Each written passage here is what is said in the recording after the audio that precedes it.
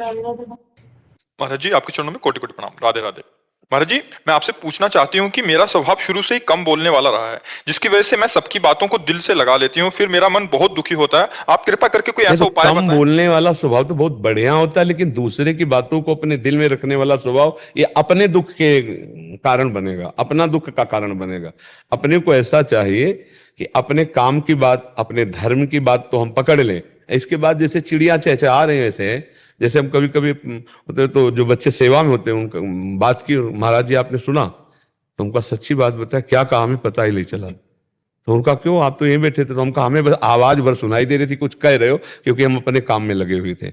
हमें काम की बात है तो श्रवणेंद्रिय सुनेगी, अगर काम की बात नहीं तो अभी हम ऐसे हो जाए तो आप बोलते रहो, कोई फर्क नहीं, हमारा चिंतन अपने चल रहा है। तो अगर सुखी होना है तो ये स्वभाव छोड़ना पड़ेगा कि हमको क्या कह रहा है सामने वाला।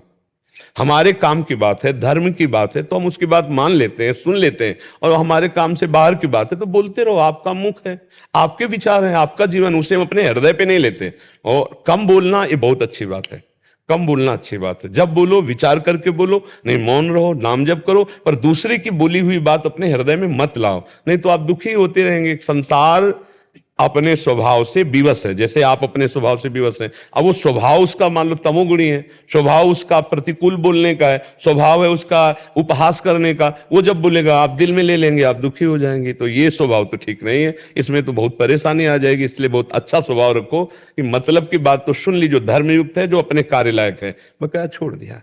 पूज्यपाद उड़िया बाबा जी कहते हैं, जैसे कोई विदेशी भाषा में हमारे सामने हमको गालियां दे तो हमें कुछ बुरा नहीं लगेगा। ऐसे साधु को, ऐसे भक्त को, ऐसे भजन करने वाले को, विवेकी पुरुष को चाहिए कि उसकी भाषा में जब उसकी निंदा हो तो उसको कोई फर्क ना पड़े और मुस्कुराकर चल दे, उसे भक्त कहते हैं। तो सत्संग आप सुनने आई हैं, आप साधु संग करें तो कहीं ना कहीं आपके अंदर भक्ति है। अगर होती ना तो भगवान यहाँ क्यों भेजते। तो आप इस पर सुधार करो। दूसरों के द्वारा कहे हुए निंदनीय या दुखद वचनों को हमें स्वीकार नहीं करना। मानो जैसे पागल आदमी बोल रहा है, पागल आदमी की बात नहीं मानी जाती, नहीं सुनी जाती, नहीं बुरा लगता, हंसी आती है, पागल है ना। ऐसे ही जो उपहास कर रहा है, जो निंदा कर रहा है, वो भगवान की माया से उसकी बुद्धि अपहरण कर ली गई, वो बेचारा है, उसकी बात सुनने लायक नहीं। बातुल भूत विवश मतवारे, ते नहीं बोले ही बचन विचारे, तिनकर कहा सुनी नहीं काना। ऐसे लोगों की बात कान से सुनी नहीं जाती। और अगर कहीं दुख लगे तो हमें विवेक के द्वारा हटा देना चाहिए,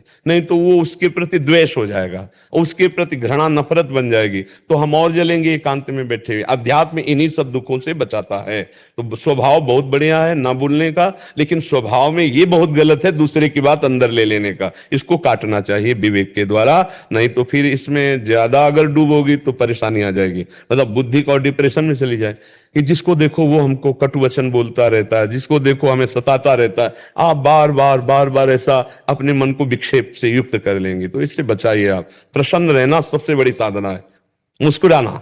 अगर वास्तविक कोई हमें कष्ट दे रहा है तो हमारा कोई कर्म है, उसको पावन कर रहे हैं भगवान। और मस्त रहो, नाम जप करो, और ऐसा समझो कि भगवान की सुरक्षा में हो, कोई तुम्हारा बाल बांका नहीं कर सकता। जब नाम जप कर रहे हो तो जहां नाम बाणी वहां श्याम श्यामा तहां, नाम बाणी जहां श्याम श्यामा तहां। तो हम अगर राम राम बोल रहे हैं, कृष्ण कृष्ण बोल रहे हैं, हरि हरि बोल रहे हैं, राधा राधा बोल रहे हैं, तो हमारे पास प्रभु हैं। जब प्रभु हैं तो कोई बाल बांका कैसे कर सकता है। इसीलिए भक्त दहाड़ता रहता है, मस्त रहता है।